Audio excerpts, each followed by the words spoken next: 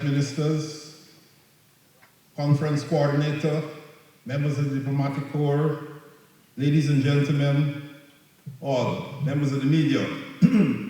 Over the past 2 days, under the theme, Fueling Transformation and Modernization, you have gained comprehensive insights into the future outlook of Guyana against the backdrop of our nation's vision for a sustainable energy sector. Experts have facilitated thoughtful discussions addressing the interests of both professional and technical stakeholders attending this forum. You've engaged with participants from diverse sectors and backgrounds, and today holds the promise of continuing to explore opportunities in Guyana and the broader region as the valuable interactions continue. Ladies and gentlemen, as the world grapples with the climate crises that pose considerable risk to humanity and the environment, the time for climate resilient action is now. We have a collective responsibility to innovate, to move towards greater usage of cleaner fuels and renewables. This is enshrined in the commitments that we sign on to in the Paris Agreement and the commitment we made nationally through our own low carbon development strategy 2030. Therefore, we need to mobilize actions and raise awareness on the universal transition to clean energy as a catalyst for bolstering energy security, fostering socioeconomic growth, and promoting environmental sustainability. As mentioned by a previous presenter on day one, a previous presenter on day one, there's no trade-off between transitional and transformation. No trade-off between fossil fuel and renewable. And I agree with that statement, because for me, there's no trade-off but transition and transformation through innovations and ideas. Clean energy is pivotal in Guyana's energy transformation and long-term sustainability goals. It is fundamental to our environmental, social, economic, and human development. Government of Guyana has adopted robust policies, cost-effective technologies, and energy-efficient solutions to provide Guyanese with equitable and affordable access to clean energy, clean and renewable energy, while reducing the use of imported fossil fuel countrywide. These measures form our national strategy to decouple economic growth from using fossil fuels to generate electricity and develop our low-carbon energy resources to meet growing energy demand. Guyana has an abundance of natural resources that must be considerably harnessed in an economically, environmentally, and socially sustainable way. Through the Low Carbon Development Strategy 2030, Government of Guyana is employing rigorous efforts to prioritize innovative clean energy solutions using its natural resources for national benefit.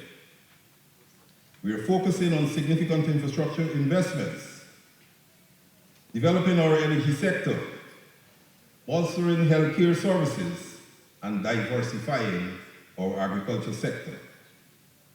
Considering an anticipated hike in energy demand within the next 5 years, natural gas has been positioned as a transition fuel in the lead-up to a considerable expansion of renewable energy capacity, particularly solar PV, hydropower, and later on wind.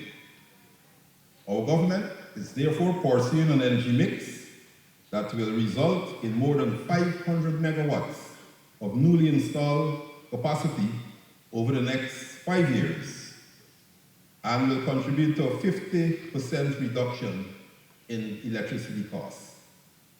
Despite the challenges in the energy sector, the expansion of clean and renewable energy projects geared to transforming the sector has substantially advanced. Guyana's transformative energy initiatives include the installation of a 300 megawatt natural gas to energy power plant. Experts have proven that natural gas is the cleanest burning hydrocarbon and will continue to play a central role in the global energy mix.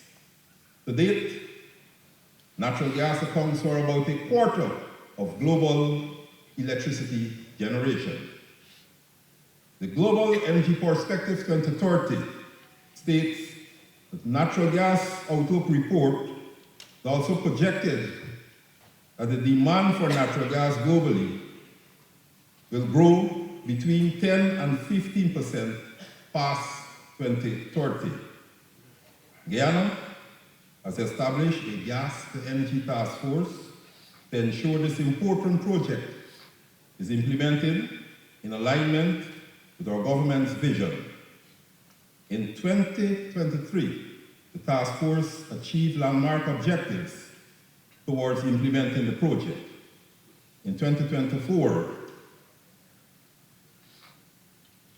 on the progress made in the previous year, the gas to energy project is now on track for startup by the end of this year. The Guyana Gas to Energy project represents a significant development in the energy sector of Guyana, aiming to transform our country's economic landscape and energy matrix.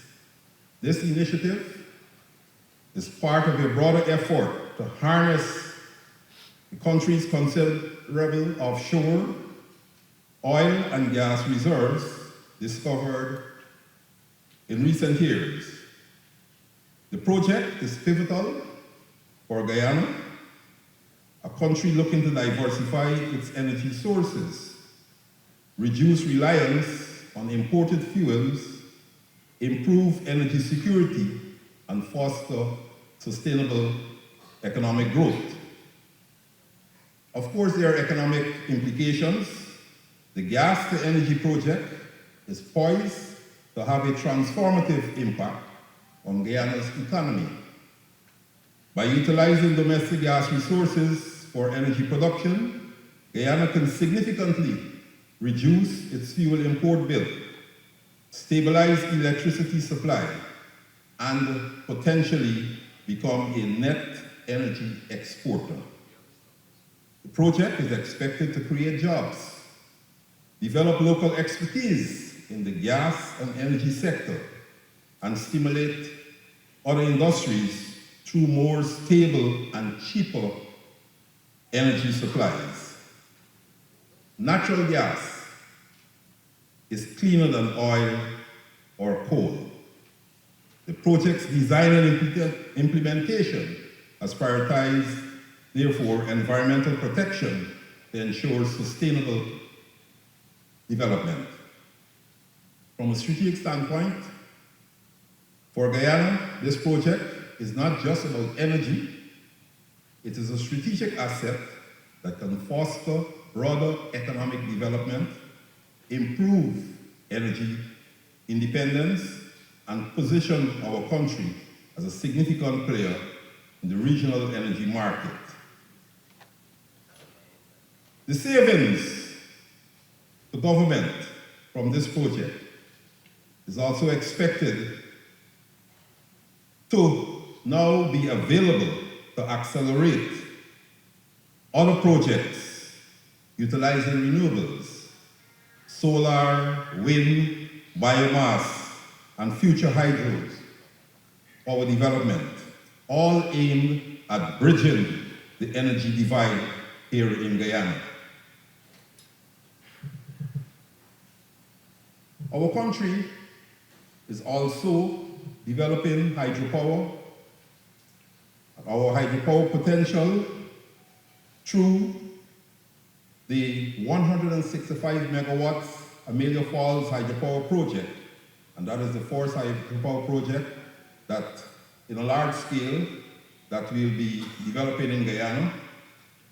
And the aim is to generate, again, cheaper and cleaner energy for all Guyanese and support the massive expansion of renewable energy in the national grid.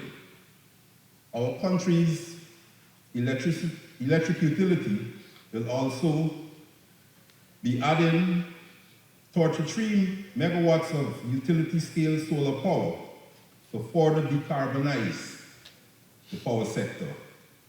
During the last 4 years, our government has increased its investment in solar PV technology, including 2 utility-scale solar PV farms and 31 solar mini-grids. That is the solar community projects in the large villages throughout Guyana, linking all the administrative buildings in those villages.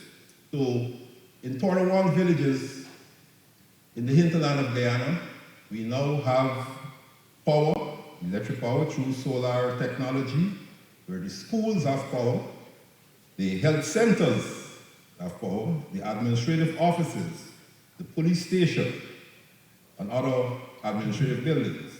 Again, resulting in us bridging the energy divide through greater use of renewables. Just imagine if we tried to link all those hinterland communities and to create one integrated grid. The price will be astronomical. And therefore, what we're doing is utilizing solar technology to ensure that we bridge the energy divide. Among our renewable energy progress, there have also been investments in grid upgrades, rooftop and off-grid solar PV systems for public buildings, ICT hubs, and agricultural facilities to accommodate an increase in solar capacity to more than 14 megawatts. Ladies and gentlemen, these improvements also include enhancing energy access, as I mentioned before, in many hinterland communities. From 2022 to date, the proportion of the hinterland population with reliable access to electricity has moved from 50% to 66%. For 2024, continued works will seek to ensure that that proportion advances closer to 90% to achieve coverage for the entire hinterland population by the year 2025. The recent distribution of 30,000 solar photovoltaic systems to off-grid hinterland and riverine households, which is nearly completed, will benefit approximately 140,000 persons in over 240 communities at the end of this project. What is the solar household project? Each unit comprises a 165-watt solar panel, a 12-volt battery, 2 LED lights, 1 12-volt fan, and a charging port. And that has made a tremendous difference to the lives and livelihood of the people in our hinterland.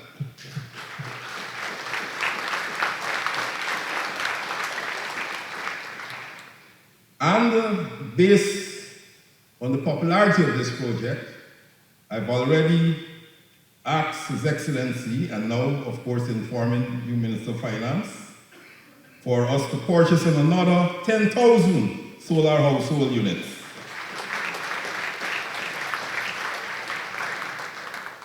Ladies and gentlemen, these are additional investments aimed to advance access to renewable energy in the hinterland and riverine communities of Guyana, while we currently implement a number of small hydro projects at several locations.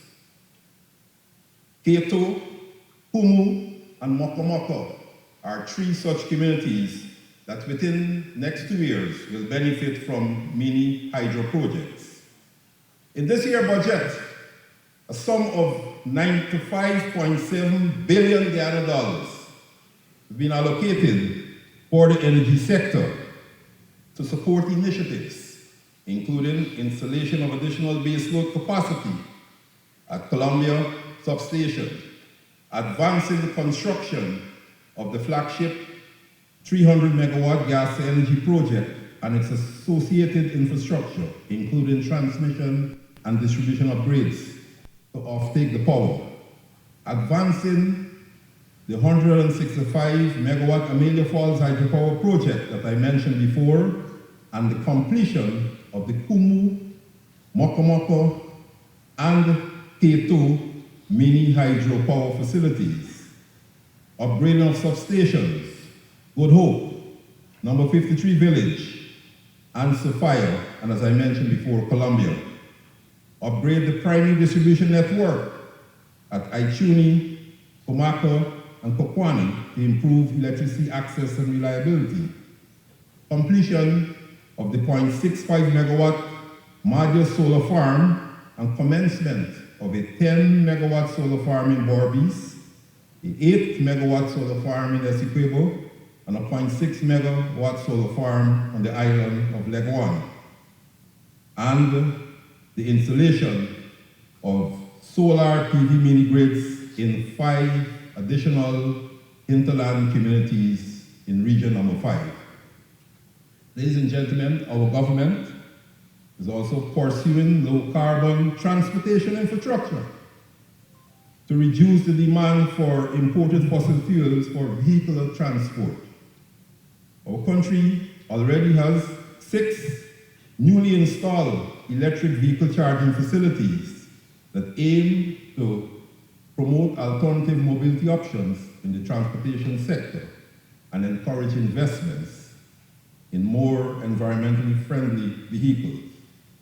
Local taxes have also been removed on electric motor vehicles, encouraging Guyanese to, of course, invest more in the use of electric motor vehicles. Information and communication technology and digital transformation will be needed to support the clean energy transition, and thus we introduce new and emerging sectors. Another critical component for the energy transition is human capital investments to support the demand for skilled professionals across all sectors in Guyana. A key component to the success of our budding energy sector is the ownership and involvement of our people. Therefore, our government will look to support robust skills development initiatives for our workforce, local procurement opportunities, and capacity building for local suppliers and contractors, ensuring that we have strong local content participation in the industry entails working with our people from the earliest stages to build the employment pipeline towards achieving the performance and efficiency benefits of a qualified local workforce. Therefore, our government has been advancing initiatives with the University of Guyana and through the goal, that is the Guyana Online Academy of Learning platform, to generate the kind of skilled labor force needed to drive this clean energy transition. Historically, the contribution of developing countries like Guyana towards global emissions has been minuscule. Nevertheless, Guyana is mindful of its international commitments, including, as I mentioned before, the Paris Agreement and Sustainable Development Goals. As a new oil-producing country, we recognize the opportunity before us to demonstrate balanced, sustainable development that caters to the needs of our citizens, changing market dynamics, and the commitment to maintain a net carbon sink status. Guyana continues to engage and work in partnership with multiple energy and cross-sector stakeholders to roll out clean and renewable energy initiatives, adapt to the challenges posed by climate change, and encourage sustainable energy-efficient lifestyles among Guyanese, while building capacity to facilitate the requisite technical and regulatory support for effective clean energy transitions. Our country remains dedicated to advancing global efforts to address climate change and transition to clean energy for the benefit of all Guyanese. Significant progress has been made in accelerating clean and renewable energy access, and we are committed to working towards achieving a low-carbon economy.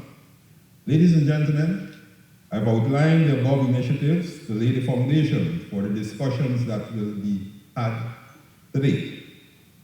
We will delve into matters such as the prospects of Guyana with regard to digital transformation, financing strategies for Guyana's growth and development, opportunities for investing in Guyana, and other pertinent topics.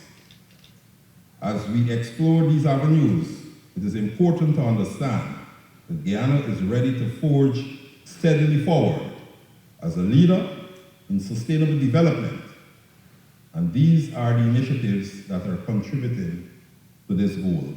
It is also important that we acknowledge our role in contributing to that sustainable future. The world looks to experts like you for solutions and ideas regarding global energy matters. This conference allows the convergence of strategic minds and experiences to share various viewpoints that encourage creative and innovative ideas that eventually shape the future we aspire to. So I wish to applaud your commitment to continue dialogue on all aspects of the energy sector as we prepare ourselves for the dynamic and transformative future that is to come. I wish everyone a productive remainder of the conference and look forward to new, sustained partnerships, investments, and commitments to the continued development of our robust energy sector. I thank you.